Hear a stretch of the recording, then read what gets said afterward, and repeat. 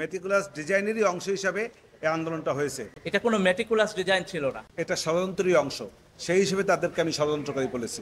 Unbelievable যে এই কথাও আমাদেরকে শুনতে হয়। এটা নিরিখে বিচার করা যায়, তাহলে একটি পয়েন্টের উপরে মার্চ ফর জাস্টিস, তারপরে রিমেম্বারিং আওয়ার হিরোজ, তারপরে 1 আগস্ট তারিখকে 32 জুলাই হিসেবে গণনা করা, এবং এক দফার দাবি। এই যে এক দফা বলতে সরকার পতনের এক দফার দাবি, এই যে দাবিগুলি ছিল পর্যায়ক্রমে নীল নকশার অংশ, যার সর্বশেষ যে বিষয়টা ছিল সেটা হলো একটি বৈধ নির্বাচিত সরকারকে তার ক্ষমতা থেকে পদত্যাগ করানো বা অবৈধভাবে তাকে সরাইয়ে দেওয়ার জন্য যে সমস্ত পরিকল্পনা দীর্ঘদিনের ছিল সেটিরই বহিঃপ্রকাশ। এবং আজকে যে সাক্ষ্য দিয়েছেন তিনি ছিলেন একজন সংগঠক, উনি সমন্বয়ক ছিলেন না। কিন্তু এই যে আন্দোলন সংগ্রাম ওনারা যারা যে আন্দোলন সংগ্রাম করেছেন, এর যে সংগঠক হিসেবে উনি অত্যন্ত মুখ্য ভূমিকা পালন করেছেন। অতএব আমি মনে করি এই যে আন্দোলনটা তারা করেছিলেন সে আন্দোলনটা ছিল অবৈধ এবং বৈধ সরকারকে উৎখাতের জন্য। সেই প্রসঙ্গেই আমি তাকে, একটা মেটিকুলাস ডিজাইন ছিল, মেটিকুলাস ডিজাইনেরই অংশ হিসাবে এই আন্দোলনটা হয়েছে। এইটাই আমার মূল বক্তব্য ছিল। এখন আপনি বলেন, কি প্রশ্ন করেছেন? আপনি আরেকটা বলেছেন যে মানে তাদেরকে ষড়যন্ত্রকারী বলেছেন। হ্যাঁ বলেছি, জি জি জি জি জি বলেছি। একটি বলেছেন যে টার্গেট করে তারাই গুলি করে মেরেছে। আমার কথা হলো, একটি বৈধ সরকারের বিরুদ্ধে যে আন্দোলনটা করেছে এটা ষড়যন্ত্রই অংশ, সেই হিসেবে তাদেরকে আমি ষড়যন্ত্রকারী বলেছি। আর টার্গেট করে গুলি করেছি এই জন্য, যেহেতু এটা একটু ষড়যন্ত্র, সেই জন্য আমি মনে করি এবং আমার ক্লায়েন্ট মনে করে যে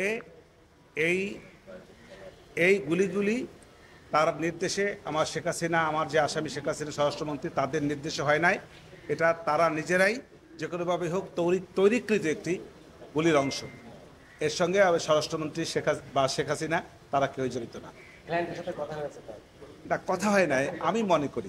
আপনি তো আসামিকেই জেরা করলেন, জেরা করলেন, যে জেরা করেছেন, হ্যাঁ,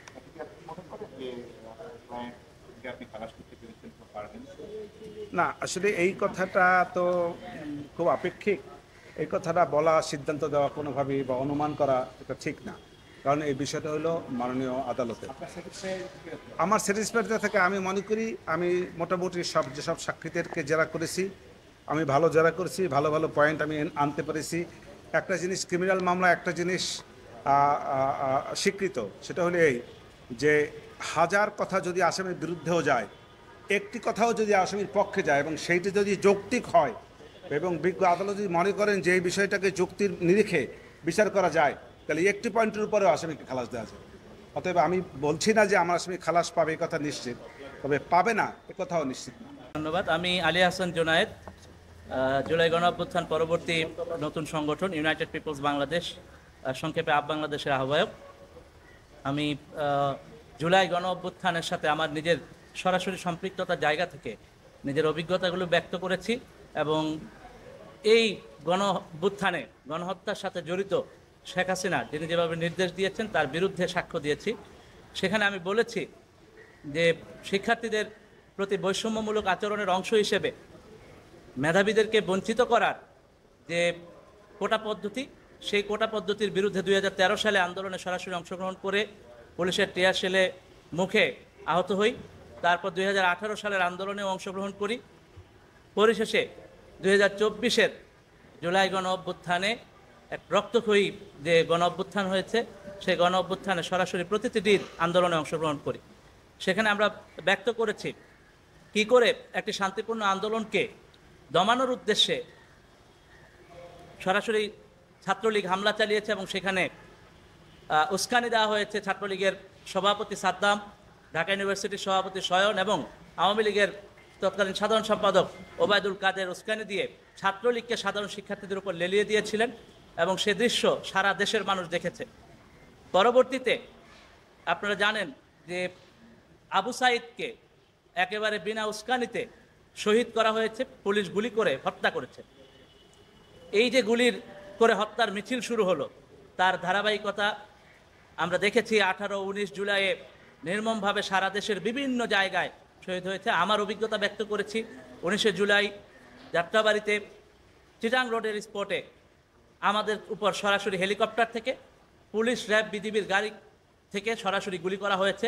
সেখানে অন দ্য স্পটে আমি নিজের চোখে 20 থেকে 25 জনকে পড়ে যেতে দেখেছি। এবং এই যে অভিজ্ঞতা, টানা 3 ঘন্টা ধরে গুলি চলেছে।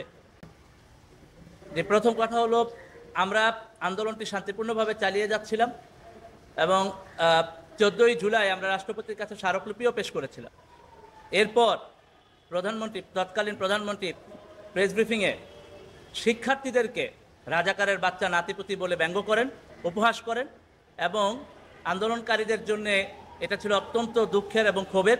পরবর্তীতে বিশ্ববিদ্যালয়ে ছাত্রছাত্রীরা সবাই আন্দোলনে নেমে পড়ে। আপনারা জানেন সেই রাতের কথা, তুমি কে, আমি কে, রাজাকার রাজাকার, কে বলেছে স্বৈরাচার স্বৈরাচার, এই স্লোগানে বিশ্ববিদ্যালয়ে মেতে ওঠে এবং সারা দেশে এটা ছড়িয়ে পড়ে। এর প্রেক্ষিতে আমি বলেছিলাম যে আওয়ামী লীগের সাধারণ সম্পাদক ওবায়দুল কাদের, ছাত্রলীগের সাদ্দাম এবং শয়নেরা শিক্ষার্থীদেরকে বলে যে এই আন্দোলন দমাতে ছাত্রলীগই যথেষ্ট, 5 মিনিটের মধ্যে ফু দিলে উড়ে যাবে, তারপর হলো যে সব কিছু মনে রাখা হবে, এই ধরনের হুমকিমূলক কথাবার্তা বলে এবং তারই প্রমাণ পাওয়া যায়। পরের দিন যখন 15 জুলাই ছাত্রলীগ ক্যাম্পাসে, ঢাকা বিশ্ববিদ্যালয় ক্যাম্পাসে সরাসরি শিক্ষার্থীদের উপর, ছাত্রছাত্রীদের উপর নির্মমভাবে হামলা চালায়, সেই দৃশ্য, বিশেষত তন্নির চেহারার দৃশ্য সবার স্মরণে থাকার কথা। এই সকল দৃশ্য এবং এর পরের দিন যখন বিক্ষোভ কর্মসূচি ডাকা হয়, আপনারা জানেন তার মধ্যেই, সারা দেশে বিক্ষোভের মধ্যেই 6 জন কিন্তু শহীদ হয়। আবু সাইদ সহ, চট্টগ্রামে ওয়াসিম শান্ত সহ 6 জনকে পুলিশ বিনা উস্কানিতে গুলি চালায়। এই আন্দোলনের দাবি ছিল জাস্ট চাকরিতে যেন সমসুযোগ পাওয়া যায়, এরকম একটা দাবিতে গুলি চালিয়ে আন্দোলন দমন করার যে নীতি, এই নীতি আমরা দেখেছি হাসিনার কাছ থেকে। এবং এরপরে আমরা বিভিন্ন ফোন কলের মধ্য দিয়ে প্রমাণ পেয়েছি হাসিনার মাকসুদ কামাল স্যারের সাথে, কিংবা আপনার এই হাসানুল হক ইনু, ফজলুর তাপসের সাথে ফোন কলগুলো আপনাদের মিডিয়াতে এসেছে। এটা কোনো মেটিকুলাস ডিজাইন ছিল না, এটা ছিল একটা ন্যায়সঙ্গত দাবির আন্দোলন। এবং সেই আন্দোলনে আমরা দেখেছি কিভাবে করে আন্দোলনকে দমানোর চেষ্টা করা হয়েছে। এটা ছিল সম্পূর্ণ নীতিসঙ্গত, ন্যায্য, বৈধ আন্দোলন। সাধারণ শিক্ষার্থীদের গণতান্ত্রিক অধিকার, এই বাংলাদেশের ছাত্র জনতার গণতান্ত্রিক অধিকার, তাদের যে ন্যায্য দাবি, সেই দাবি আদায়ের আন্দোলন। আনবিলিভেবল যে এই কথাও আমাদেরকে শুনতে হয়। এটা আমরা দেখেছি যে আবু সাইদের এফআইআর এর ক্ষেত্রেও বলা হয়েছে আবু সাইদকে গুলি করা হয় নাই। এই ধরনের তথ্য যখন দেয়া হয় তখন আমাদের দুঃখ লাগে এবং প্রচণ্ড ক্ষোভ তৈরি হয় যে যেখানে নির্মমভাবে হেলিকপ্টার থেকে গুলি করা হলো, নানাভাবে গুলি করে আন্দোলনকারীদেরকে হত্যা করা হলো, সেখানে বলা হচ্ছে যে এগুলো ছিল ষড়যন্ত্র। এই মানসিকতা, এই যে আওয়ামী মানসিকতা, এই যে ফেসিবাদী মানসিকতা, এই ফেসিবাদী মানসিকতাকেই বাংলাদেশের মানুষ এই গণ অভ্যুত্থানের মধ্য দিয়ে প্রত্যাখ্যান করেছে।